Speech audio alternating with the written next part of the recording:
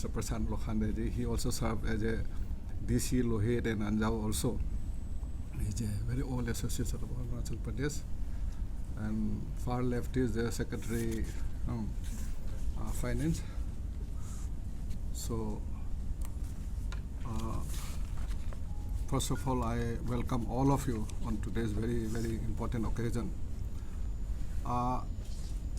Let me tell you that for the last 3 months, we have been dealing with coronavirus.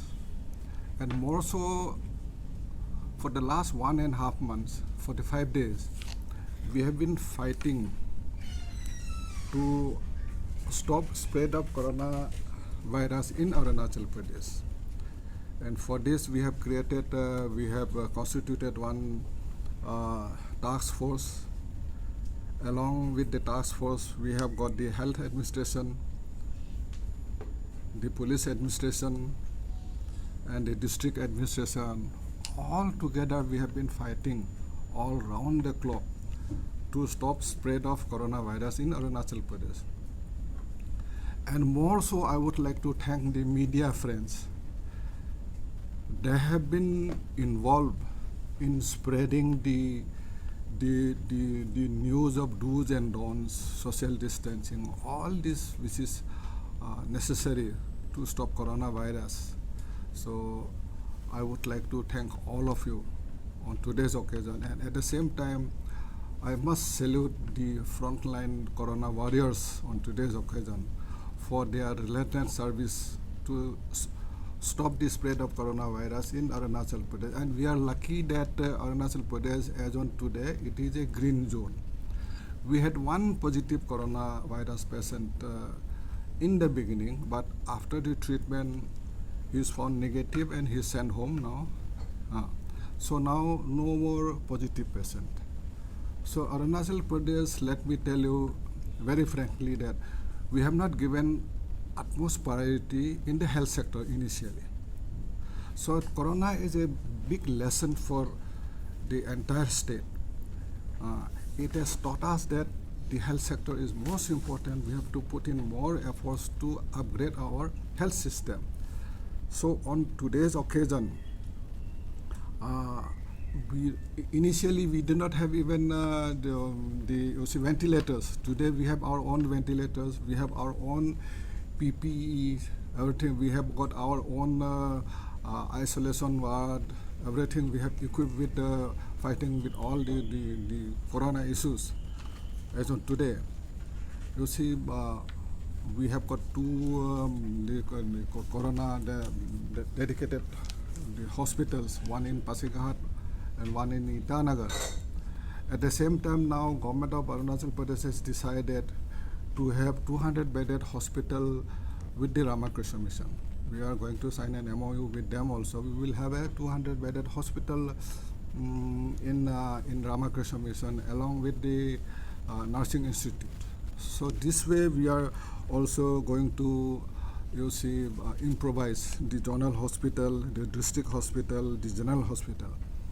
All the NACID fund is being pumped into the upgradation of healthcare in Arunachal Pradesh.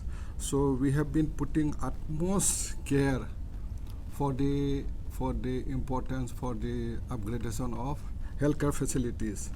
We have from lockdown 1, from the Janta curfew till lockdown 4, the government of Arunachal Pradesh under the leadership of Pema Khanduji, we have done a lot as a team Arunachal Pradesh to stop coronavirus in Arunachal Pradesh.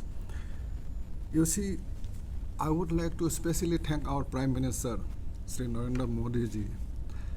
You see, 130 crore का आबादी, जहाँ हमारा भाषा अलग अलग है, वेशभूषा अलग अलग है, खान पान अलग अलग है, धर्म अलग अलग है, लेकिन 130 करोड़ का आबादी को एक करके ये लॉकडाउन का ऐलान किया और सबसे बेहतर तरीके से हमने आज तक लॉकडाउन 1 से लेके अभी तक हमने लॉकडाउन का पालन किया। डूज एंड डोंट है, सोशल डिस्टेंसिंग से पालन करके आया। मैं एक चीज़ बोलना चाहूँगा आप लोगों को, कि अरुणाचल प्रदेश में जो ये जो लॉकडाउन सिस्टम है इसे गैना कहते हैं। तो शुरुआत से पूर्व से हमारा ये गैना सिस्टम है, लॉकडाउन सिस्टम मान के आए हैं, हमारा लिए नया चीज़ नहीं है। गांव में कहीं महामारी हो गया है, वो गांव को लॉकडाउन कर देते हैं, गेट कर देते हैं, उस गांव में कोई नहीं जाता, किसी का आने का माना होता है। घर में किसी का बीमार हो गया है, वो आइसोलेशन वार्ड में, आइसोलेशन रूम में ले जाता है, उसका इलाज होता है। कोई प्रेगनेंसी का औरत, चाइल्ड बर्थ का समय में उसको रूम में रख दिया जाता है, 1 सप्ताह रूम से निकलता नहीं है क्योंकि वायरस हो जाएगा।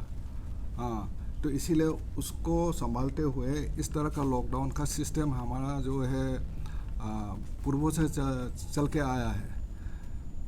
जैसे हमारा स्मॉल पॉक्स हो गया है, उसको आइसोलेशन में रख दिया है। तो इस तरह का जो सिस्टम है, लॉकडाउन सिस्टम है, आइसोलेशन सिस्टम है, सोशल डिस्टेंसिंग का जो सिस्टम है, पूर्वों से चल के आया है। तो ये अभी क्या है, हमारा जो कहीं कोई भी एपिडेमिक हो गया गांव में, तो वो गांव को पूरा का पूरा अंडर लॉकडाउन में रख देता है। तो वो सदियों से चल के आया है। तो अभी क्या है, लॉकडाउन 4 में हम लोग पहुंच गया है। तो लॉकडाउन 4 में क्या है, we have to live with corona virus. Corona virus हमको छोड़ेगा नहीं, इमीडिएटली छोड़ेगा नहीं। उसके लिए कोई वैक्सीन तैयारी नहीं हुआ है, ट्रीटमेंट तैयारी नहीं हुआ है, इसलिए कोरोना वायरस का साथ ही हमको ज़िंदगी बिताना होगा कुछ दिनों के लिए। उसके लिए हमको सीखना होगा। उसके लिए जो डूज एंड डोंट्स है, सोशल डिस्टेंसिंग है, जैसे प्राइम मिनिस्टर ने हमें जो मंत्र दिया है सोशल डिस्टेंसिंग का, बाहर में नहीं थूकने का है, 2 गज दूरिया का जो है, वो सिस्टम को मान के चलना होगा। मेरा तो अपना जो निजी विचार है कि कोरोना वायरस का कारण से हम रूम का अंदर रहेगा तो हम कम चलेगा नहीं। हमारा डे टू डे लाइफ भी चलना होगा, हमको खेती भी जाना होगा, हमको ऑफिस भी जाना होगा, मुझे ऑफिस भी खोलना होगा, काम भी करना होगा, फार्मिंग भी करना होगा, दुकान भी खोलना होगा, दुकान भी चलना होगा, ख़रीदारी भी करना होगा, बिक्री भी होना होगा, इकोनॉमिक एक्टिविटीज़ चलना होगा। तो ये पोस्ट लॉकडाउन पीरियड है, हमारे लिए बहुत अहम मुद्दा है। हमारे लिए जो पोस्ट लॉकडाउन पीरियड है, अभी लॉकडाउन का पीरियड का अंदर में हमारा बाहर में जो भी स्ट्रैंडेड लोग हैं, हम उनको वापस ला रहा है, धीरे धीरे एक एक करके हम लोग वापस ला रहा है। अभी आ रहा है, अभी ट्रेन में भी अभी कुछ हमारा जो असम सरकार का साथ बातचीत करके असम का लोगों को जिस स्टेट से ट्रेन से यहाँ लाएगा, उसमें से हमारा अरुणाचल का तरफ से भी बोगी तैयारी किया जाएगा, उस बोगी में हमारा अरुणाचल भी वापस आ जाएगा। इस तरीके से अरुणाचल में आएगा। तो ये जो पीरियड है हमारा लिए बहुत अहम है, क्योंकि इसी पीरियड में कोरोना पॉजिटिव जो है आ सकता है। तो उसके लिए हमारा जो ऑफिशियल जो क्वारंटाइन सेंटर है उसको हम लोग गियर अप किया है।